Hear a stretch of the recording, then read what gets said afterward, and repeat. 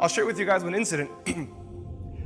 A few years back in Chicago, there was a lady whose son was very sick. Very young man, her son was sick.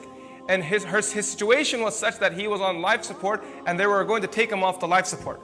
And she said to me, I want you to be there when my son passes away. So I said to the lady, I'll come. I remember I came to the hospital, she was standing next to the son's bed. He was maybe in his mid-teens. And her husband was sitting next to me, he was on a wheelchair. And she told the doctor, go ahead, take him off the life support, and they moved the machinery from him. And he was lying there, and Allahu Akbar, seeing a mother holding her child's hand as her child was dying was something too hard to see with your eyes. It was just too hard. But I was sitting there watching because she asked me for support. But it was so difficult for me to sit there that I started looking down and tears started flowing from my eyes. And this lady was holding her son's hand and just biting her lip and just saying to her son, she kept saying in a soft tone, everything will be okay, everything will be okay. And she knows that his pulse is cutting down. She can feel it. She's holding his hand. And then she says to the doctor, when the final moments come, let me know. The doctor said to her, these are the final moments now.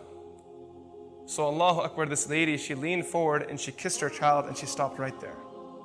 And she just stayed in that moment, that position there. She was just kissing her child until the child passed away. After the child passed away, I stood up to greet her. I said, Auntie, I apologize for not being able to give you the support at this tough moment because I was breaking down in tears myself. She said to me, son, I didn't invite you to give me support. For that I have Allah. I've learned that through the years. The only one you can rely on is Allah. However, the reason why I called you here is because I wanted you to be witness that I loved my son. See, a few weeks ago, my son and I had an argument. And he fell ill while we were in the state of that argument. I didn't get a chance to tell him how much I loved him. And then she said to me, Wallahi al-Azim, I swear by Allah, the day he was born, it was these hands that first brought him into the world. And I was the first one to hold him and I was the first one to kiss him. And today when he left the world, I wanted you to be witness that I was the last one to hold him and I was also the last one to kiss him. See, sometimes you forget about your connection, the heat of the moment, you get distracted. But can you ever break the relationship of a mother and a child? I mean, this mother is kissing her child after the child is dead. He's gone.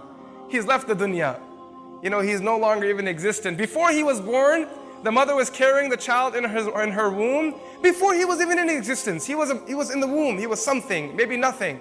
And the mother is still holding that stomach and she's talking to the baby, she's smiling at the baby, she's already planning her dreams with the baby. Likewise, as much as your mother loves you, Allah subhanahu wa ta'ala loves you 99 folds more than that. No matter how much your mother loves you, and there are mothers sitting here and they can't even express their love for their kids. They can't put it in words. It's impossible. It's one of those relationships, it's a feeling. It's, the Layla and Majnun couldn't express their love for each other. Romeo and Juliet couldn't express their love for each other. Ask any mother, can the love of Romeo and Juliet ever match your love for your child? And the mother will say, Romeo and Juliet are amateurs. We're the pros. And if you think you're the pros, Allah subhanahu wa ta'ala is beyond you. 99 folds more than that. إلهي